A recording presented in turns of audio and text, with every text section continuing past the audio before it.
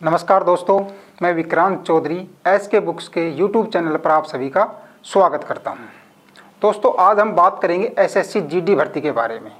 SSC GD भर्ती के exams आपके आने वाले हैं, इसलिए आप अभी से तैयारी के लग जाइए। ठीक है, अब हम आपको बताते हैं आपकी अपनी भर्ती की तैयारी की किस प्रकार से कर सकते हैं। उसके लिए पीछे आप स्क्रीन पर 3 बुक सेट देख रहे हैं, उन बुक्स के बारे में मैं आपको थोड़ा बता देता हूँ। इन बुक्स के अंदर आपको क्या क्या मिलने वाला है। पहली बुक देखते हैं एसके बुक्स की तरफ से। एसएससी जीडी कांस्टेबल की ये बुक है, जिसमें आपको सिलेबस के अनुसार सामान्य अध्ययन, इसमें आपका जीके का पार्ट आ जाएगा। इसके अलावा मैथ, रीजनिंग और हिंदी, जो आपका एसएससी जीडी एग्ज़ाम का जो पेपर होता है उसके अकॉर्डिंग जो सिलेबस होता है उसके अकॉर्डिंग ही आपको इसमें सब्जेक्ट वाइज इसमें सिलेबस आपको मिल जाएगा। बात की जाए एसएससी जीडी 2011 से लेकर अब तक जितने भी प्रश्न आए हैं मैथ, रीजनिंग, जीके, हिंदी, उनका सभी का चैप्टर वाइज, टॉपिक वाइज और टाइप वाइज इसमें संकलन आपको मिल जाएगा। इसके अलावा मैथ और रीजनिंग की बात की जाए, उसमें शॉर्टकट ट्रिक्स के माध्यम से क्वेश्चनों को किस प्रकार से हम हल कर सकते हैं, उनकी शॉर्टकट ट्रिक्स आपको इसमें मिलेगी, जिसमें आपके समय की बचत कर सकते हैं आप।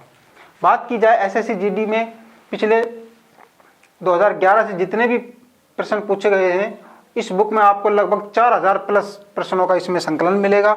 साथ ही सभी प्रश्नों की संपूर्ण व्याख्या इसमें आपको उपलब्ध करवाई गई है और ये लेटेस्ट पैटर्न पर आधारित है। बात की जाए इस बुक के साथ, इसका कॉम्बिनेशन आपके लिए बहुत बेस्ट होने वाला है। ये आपके पेपर सेट के लिए है।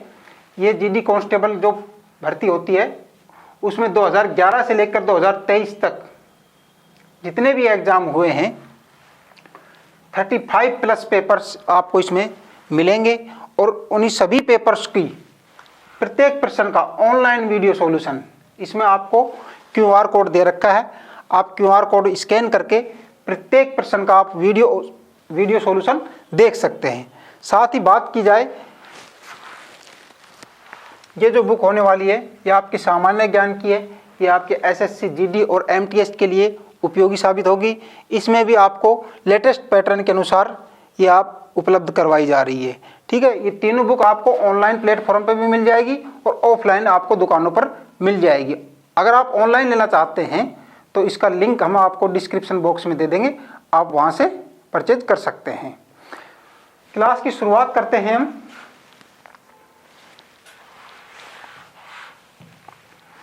जैन धर्म और बौद्ध धर्म, प्राचीन भारत का इतिहास से टॉपिक लिया गया है, जैन धर्म और बौद्ध धर्म। इसमें हमने आपके लिए 20 क्वेश्चंस लिए हैं जो एसएससी एग्जाम में आए हुए क्वेश्चन हैं। साथ ही जो बनने वाले इंपॉर्टेंट क्वेश्चन हैं वो भी हमने इसमें संकलन किया है आपके लिए।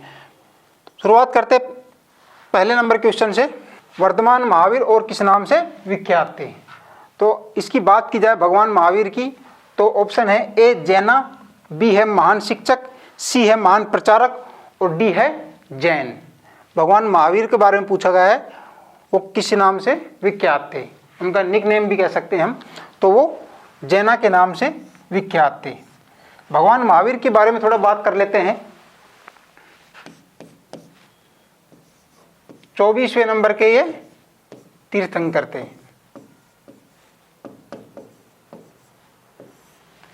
ठीक है, इनके जन्म की बात की जाए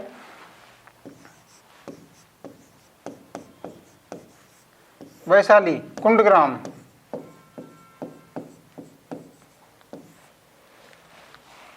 बिहार में पड़ता है, वहां इनका जन्म हुआ था। बात की जाए इनके प्रतीक चिन्ह के बारे में, प्रतीक चिन्ह से संबंधित भी क्वेश्चन आ जाता है कि इनका प्रतीक चिन्ह क्या था, तो इनका प्रतीक चिन्ह शेर था। और इनके वंश की बात की जाए तो इनका वंश कौन सा था? यात्रिक वंश से ये संबंधित थे। ठीक है, स्क्रीनशॉट लीजिए आप इसका।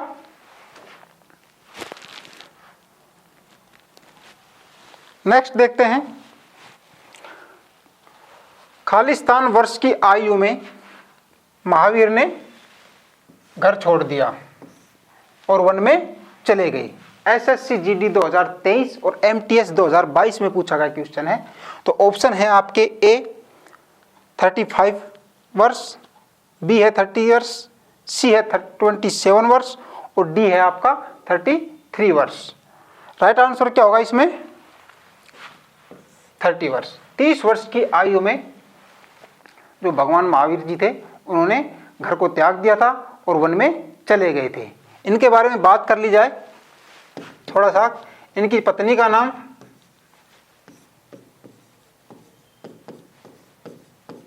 यशोदा था। पुत्री की बात की जाए, इनकी एक पुत्री थी जिनका नाम प्रियदर्शना था। इसके अलावा ये वन में सच की खोज के लिए ये चले गए थे 30 वर्ष की आयु में, और लगभग 12 वर्ष कठोर तपस्या करने के बाद 42 वर्ष में इनको ज्ञान प्राप्त हुआ था। और वो जो ज्ञान प्राप्त हुआ था 42 वर्ष में, पेड़ के बारे में पूछ लिया जाता है। कौन सा पेड़ था? साल वृक्ष। साल वृक्ष के नीचे इनको ज्ञान की प्राप्ति होती है लगभग 12 वर्ष कठोर तपस्या करने के बाद। ठीक है, स्क्रीनशॉट लीजिए इसका।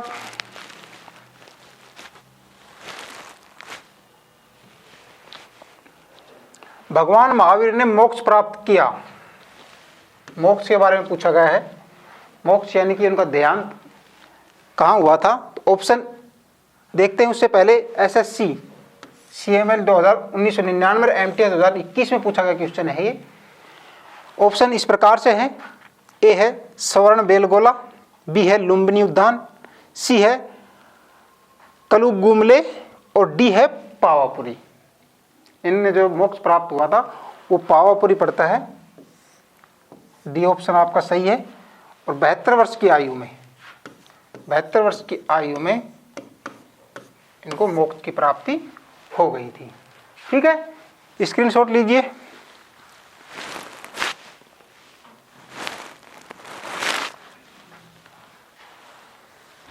जैन धर्म के 24वें और अंतिम तीर्थंकर वर्धमान महावीर का जन्म 6वीं शताब्दी ईसा पूर्व में कहाँ हुआ था?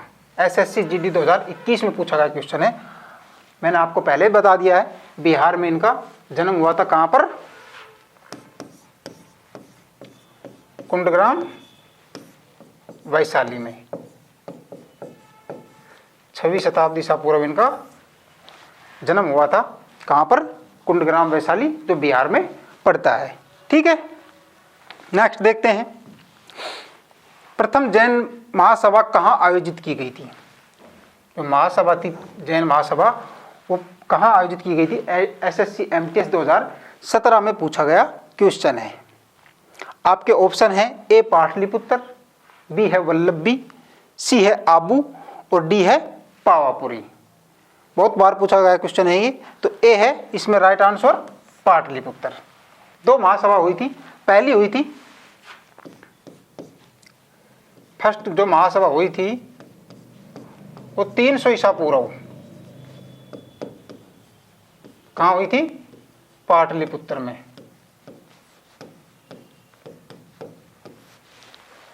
इसके अध्यक्ष की बात की जाए, जो प्रथम महासभा हुई थी इसका अध्यक्ष कौन था? स्थूलभद्र। स्थूलभद्र इसका अध्यक्ष था। और ये फर्स्ट जो महासभा हुई थी 300 ईसा पूर्व, इसी में ही ये 2 भागों में बट गया था। एक था श्वेतांबर और दूसरा था दिगंबर। ध्यान रखना। बात की जाए दूसरी महासभा की, 512 ईस्वी में। दूसरी महासभा की बात की जाए तो 512 ईस्वी में ये हुई थी। कहाँ पर हुई थी? वल्लभी में। और इसके अध्यक्ष की बात की जाए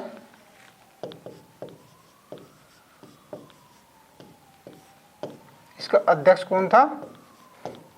देवर्धि। इसका अध्यक्ष था। ठीक है, स्क्रीनशॉट लीजिए इसका आप।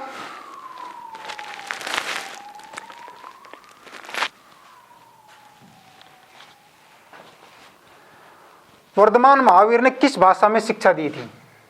एसएससी एमटीएस 2017 में पूछा गया क्वेश्चन है ये कि वर्धमान महावीर ने किस भाषा में शिक्षा दी थी। तो राइट आंसर क्या होगा इसका? प्राकृतिक भाषा में। जो पावापुरी था, पावापुरी में ने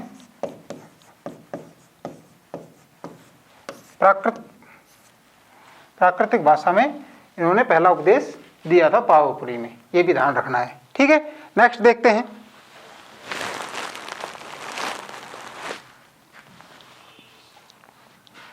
भगवान महावीर का जन्म निम्न में से किस राज्य में हुआ था?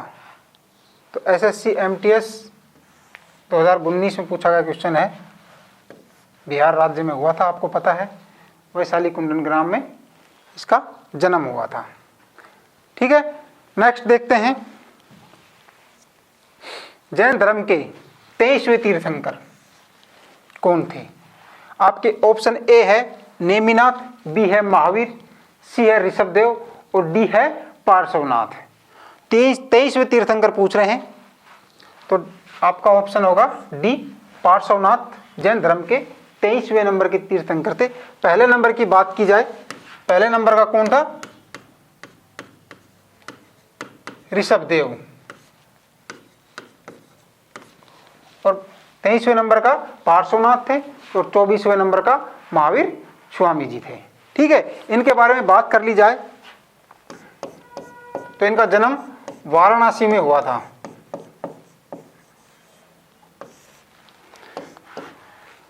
इनके वंश की बात की जाए,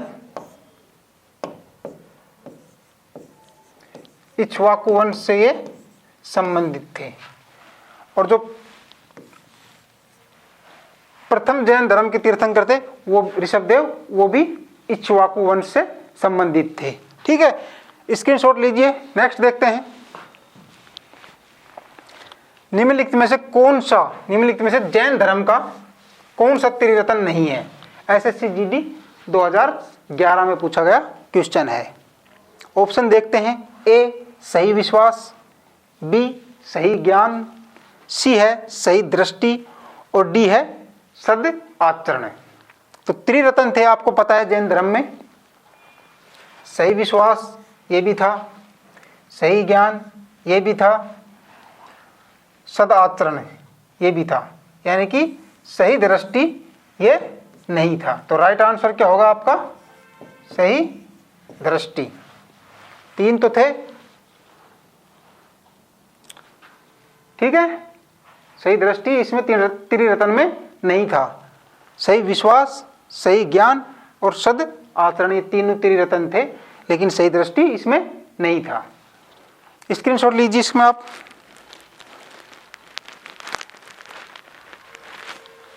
नेक्स्ट, खालिस्तान ज्ञात्रक या छात्रिक क्षत्रिय वंश के प्रमुख थे, उनके पुत्र कौन थे? ठीक है, क्षत्रिय वंश का जो प्रमुख पूछ रहे हैं उनके पुत्र के बारे में पूछा जाएगा इस क्वेश्चन में। एसएससी जीडी 2021 में पूछा गया क्वेश्चन है। तो ए है गौतम बुद्ध, बी है वर्धमान महावीर, सी है पार्श्वनाथ और डी है ऋषभनाथ। किसके बात चल रही है अपनी? भगवान महावीर के बारे में पूछा गया है। उनके पिताजी के बारे में पूछा गया है। इनके पिताजी के बारे में बात की जाए तो इनका पिता का नाम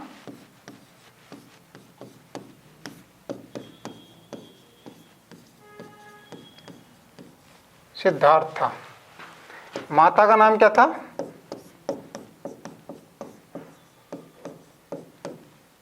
त्रिशला देवी।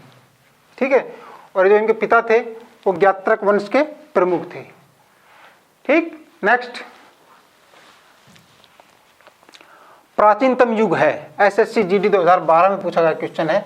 ऑप्शन ए है शाका युग, बी है बौद्ध युग, सी है मोहम्मदी युग और डी है विक्रम युग। आपको पता है प्राचीनतम युग की बात कर रहे हैं तो बौद्ध युग सबसे प्राचीनतम था, लगभग 6वीं ईसा पूर्व इस युग का प्रारंभ हो गया था। ठीक है, नेक्स्ट देखते हैं बुद्ध शब्द का अर्थ। बुद्ध शब्द का अर्थ पूछा गया है, एसएससी जीडी 2012 में पूछा गया क्वेश्चन है।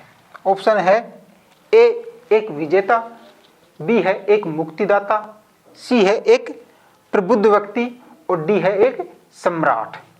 बुद्ध शब्द का अर्थ पूछा गया है तो राइट आंसर होगा एक प्रबुद्ध व्यक्ति।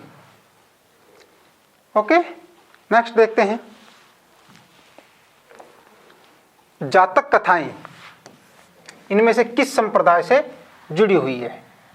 एसएससी जीडी 2019 में पूछा गया क्वेश्चन है जातक कथाएं के बारे में।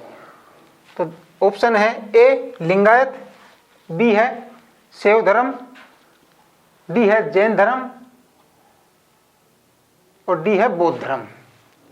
ठीक है, तो इसमें राइट आंसर क्या होगा आपका, बौद्ध धर्म। तो जातक शब्द का अर्थ होता है उसका अर्थ जन्म से होता है, जन्म से। किसमें, संस्कृत भाषा में। संस्कृत भाषा में जातक शब्द का अर्थ जन्म से होता है और जो जातक कथाएं हैं वो भगवान बुद्ध के पिछले जन्म से जो संबंधित कथाएं हैं उनको जातक कथाएं कहते हैं। ठीक है, ध्यान रखना है। स्क्रीनशॉट लीजिए इसका।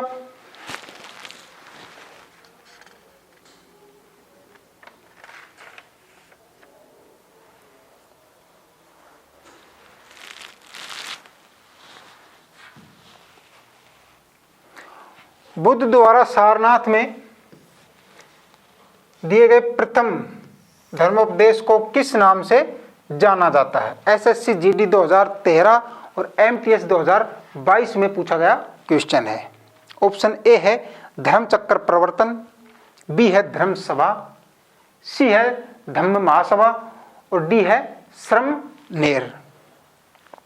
राइट आंसर होगा आपका ए धर्म चक्र प्रवर्तन। महात्मा बुद्ध की बात की जाए,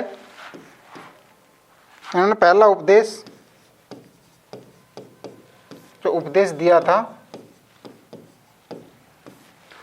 वो कहाँ दिया था, सारनाथ। सारनाथ में पड़ता था डियर पार्क, वहाँ पर इन्होंने पहला उपदेश दिया था। इसी उपदेश को हम धर्म चक्र प्रवर्तन के नाम से जानते हैं। ठीक है, स्क्रीनशॉट लीजिए इसका आप।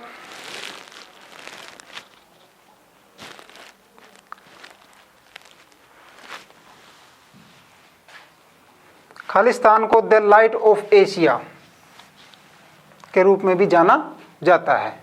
एसएससी जीडी 2019 में पूछा गया क्वेश्चन है। ए है आपका रूमी, बी है आपका बुद्ध, सी है आपका गांधी जी और डी है आपका स्वामी विवेकानंद जी। तो राइट आंसर क्या होगा, बुद्ध जी को लाइट ऑफ एशिया या एशिया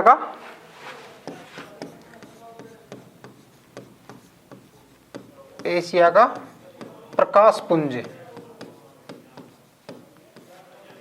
ये भी पूछ लिया जाता है। एशिया का प्रकाश पुंज के नाम से किसे जाना जाता है। इसके अलावा और भी एक नाम है इसका, एशिया का ज्योतिपुंज। ठीक है, द लाइट ऑफ एशिया कह दो, एशिया का प्रकाश पुंज कह दो या एशिया का ज्योतिपुंज कह दो, वो सभी बुद्ध जी के नाम है। इनको इस नाम से जाना जाता था। नेक्स्ट देखते हैं आरंभिक बौद्ध साहित्य किस भाषा में रचे गए और ज्यादा प्रयोग बौद्धवाद के प्रचार के लिए किया गया था। एसएससी एमटीएस 2011, 2021 और सीएमएल 1999 में पूछा गया क्वेश्चन है। आपके ऑप्शन है ए पाली, बी है संस्कृत, सी है अरमेइक और डी है प्राकृत। राइट आंसर क्या होगा, पाली। बौद्ध साहित्य किस भाषा में रचे गए थे, पाली भाषा में रचे गए थे। ठीक है, स्क्रीनशॉट लीजिए। महायान ग्रंथ किस धर्म से संबंधित है? एसएससी एमटीएस 2017 में पूछा गया क्वेश्चन है। ए है जैन, बी है सिख, सी है बुद्ध और डी है पारसी। राइट आंसर क्या होगा इसमें? बुद्ध।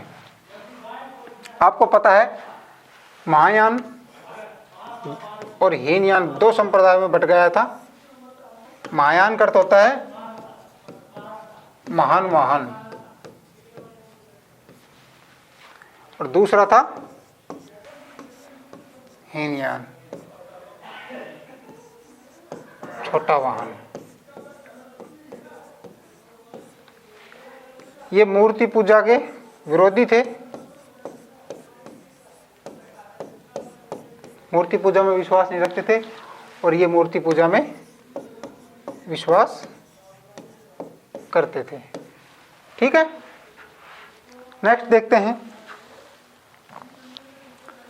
निम्नलिखित में से कौन भारत का सबसे बड़ा स्तूप है? बड़ा स्तूप पूछा गया भारत का। एसएससी एमटीएस 2022 में पूछा गया क्वेश्चन है। ऑप्शन ए है केसरिया, बी है धमेख, सी है अमरावती और डी है इसमें भरहूत। तो राइट आंसर क्या होगा इसमें? केसरिया। इसकी बात की जाए तो ये भारत का ही नहीं, विश्व का सबसे बड़ा बौद्ध स्तूप है ये। ठीक है, और इसके बारे में बात की जाए और तो ये बिहार के चंपारण, बिहार के चंपारण में स्थित है ये। ठीक है, स्क्रीनशॉट लीजिए।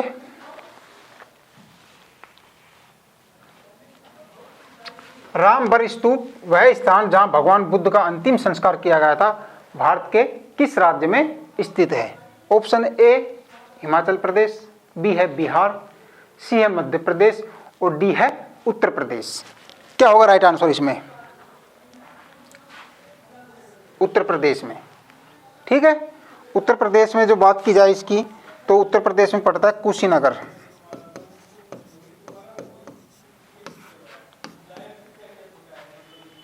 वहां पर ये स्थित है, और इसको हम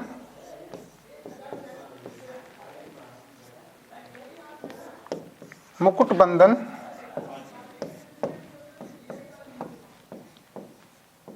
चैत्य के नाम से भी जानते हैं। ठीक है, अंतिम सवाल देखते हैं आज का। जैन धर्म में हथेली पर चक्कर के साथ हाथ किसका प्रतीक था? जो हथेली पर जो चक्कर था, ठीक है, वो हाथ के बारे में पूछा गया है। हाथ किसका प्रतीक था? ऑप्शन है आपके, ए है हिंसा, बी है धर्म, सी है प्रकृति और डी है निर्वाण। राइट आंसर क्या होगा इसमें? अहिंसा। अहिंसा से जो हथेली पर जो चक्कर था उसमें हाथ अहिंसा का प्रतीक था।